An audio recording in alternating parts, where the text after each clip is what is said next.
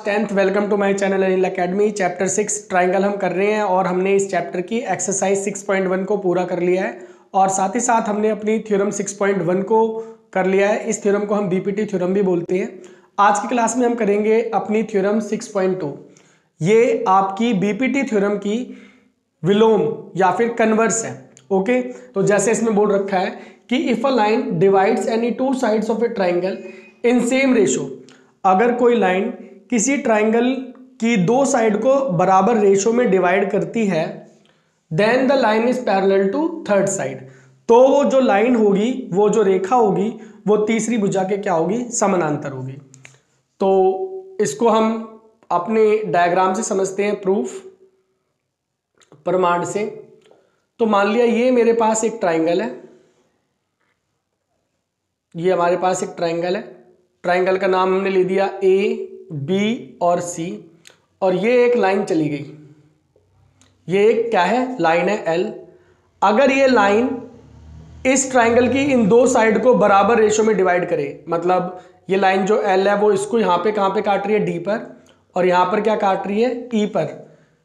A B को line D पे काटती है और ए सी को लाइन ई पर काटती है, और हमें गिवन में बोल रखा है कि ए डी अपॉन में डी बी हमारा इक्वल है ए ई अपॉन में ई सी के। ये हमारा दिया है, तो हमें इसमें टू प्रूफ करना है, सिद्ध करना है कि जो एल होगी ये पैरेलल होगी बीसी के। मतलब ये लाइन एल के क्या होगी, पैरेलल होगी बीसी के। अब यहां पर आप अगर इस थ्योरम को ध्यान से देखें तो बिल्कुल ये आपकी बीपीटी थ्योरम का क्या कन्वर्स है, क्योंकि बीपीटी थ्योरम क्या कहती है कि हमारे पास एक ट्राइंगल है जिसमें अगर कोई लाइन तीसरी साइड के पैरेलल हो तो ये रेशो क्या होता है, इक्वल होता है। और जो ये हमारी 6.2 थ्योरम है, ये क्या कहती है कि एक लाइन है जो ट्राइंगल की दो साइड को बराबर रेशो में डिवाइड कर रही है, तो ये लाइन इस लाइन के क्या होगी, पैरेलल होगी। तो ये हमारी है बीपीटी थ्योरम का कन्वर्स। जो हमारी एक्सरसाइज 6.2 है उसमें हमारी इन्हीं दोनों थ्योरम का क्या है, यूज है। तो कहने का मतलब ये हो गया कि ये दोनों बहुत ही आपकी इंपॉर्टेंट थ्योरम है। तो अब हम इस थ्योरम को करते हैं अपना प्रूफ। तो यहां तक तो सभी बच्चों को क्लियर हो गया। ये हमारा ट्राइंगल है और ये हमारी एल लाइन है, हमारा A D by D B और A E by E C equal है। हमारा टारगेट, हमारा जो मेन जो आंसर है वो ये कि हमारी जो डी ई है हमें प्रूफ करना है वो बी सी के क्या होगी, पैरेलल होगी। तो इसको करने के लिए सबसे पहले हम एक करते हैं कंस्ट्रक्शन, इसको बोलते हैं हम रचना। तो हमने क्या करना है, हम डी से एक लाइन खींचेंगे, ये पॉइंट हमारा ई है और ये पॉइंट क्या हमारा ई डैश है। तो हमने क्या किया, draw a line D E dash such that D E dash is parallel to B C. मतलब हमने डी ई डैश एक रेखा खींची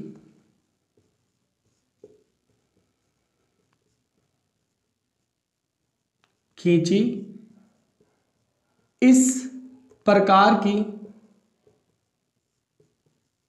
जो हमारा डी ई डैश है ये समानांतर है बी सी के। मतलब जो ये डी ई है वो बी सी के क्या है, पैरेलल है। और जो हमारा प्रूफ करना है, जो हमारा टारगेट है वो ये कि हमें डी ई को पैरेलल क्या करना है, बी सी के। डन। तो शुरू करते हैं अपने प्रूफ को। अभी तक सभी बच्चों को क्लियर हो गया, एक बार दोबारा से देख लेते हैं थ्योरम के अकॉर्डिंग। ये हमारा ए बी सी एक ट्राइंगल है, लाइन एक एल है जो कि इन साइड्स को बराबर रेशो में डिवाइड कर रही है, मतलब A D by D B A E by E C के बराबर है। हमें ये प्रूफ करना है कि जो ये एल लाइन होगी वो बी सी के क्या होगी, पैरेलल होगी। या आप कह सकते हो, ये ना कहो तो आप यूं भी कह सकते हो कि आपकी जो डी ई है ये पैरेलल होगी बी सी के। हमारा ये टारगेट है, इस वाले टारगेट को करना है। तो हमने क्या किया है, हमने एक कंस्ट्रक्शन करी है। हमने डी से ई डैश एक दूसरी लाइन खींची है और वो लाइन इस तरीके से खींची है कि ये जो लाइन है वो हमारी बी सी के क्या है, पैरेलल है। अब हम शुरू करते हैं। सबसे पहले जो हमारी डी हमें सबसे पहले गिवन है, दिया है हमारे पास कि जो हमारा A D by B D है ये बराबर है ए ई बाय ई सी के। इक्वेशन आपकी फर्स्ट हो गई। अब हमें डी ई डैश जो है वो पैरेलल दे रखा है बी सी के, तो यूजिंग बीपीटी थ्योरम, बीपीटी प्रमेय द्वारा क्या होगा, अगर ये लाइन पैरेलल है तो बीपीटी थ्योरम क्या कहती थी, रेशो बराबर होगा। तो हमारा ए डी बाय में बी डी बराबर होगा A E dash by E dash C. Equation क्या हो गई, सेकंड। सारे बच्चों को क्लियर होगी, ठीक है। अब यहां तक तो सारे बच्चों को क्लियर है, इसको हम मिटा देते हैं। दोनों इक्वेशनों को ध्यान से देख लो आप। फ्रॉम फर्स्ट और सेकंड इक्वेशन से यहां पे आते हैं। From equation first and second, समीकरण 1 और 2 से क्या देख लिया, A D by B D किसके बराबर है, ए ई बाय ई सी के, और A D by B D ही किसके बराबर है, ए ई डैश अपॉन में ई डैश सी के। तो अगर हमारे ये पार्ट इक्वल है तो ये पार्ट भी इक्वल हो जाएंगे। A E by E C equal to हो गया A E dash by E dash C. अब आप खुद ही देखें, ए ई अपॉन में ई सी का रेशो बराबर है हमारा ए ई अपॉन में ई डैश सी के रेशो के, इस रेशो के बराबर है। इससे हम क्या कंक्लूड कर सकते हैं,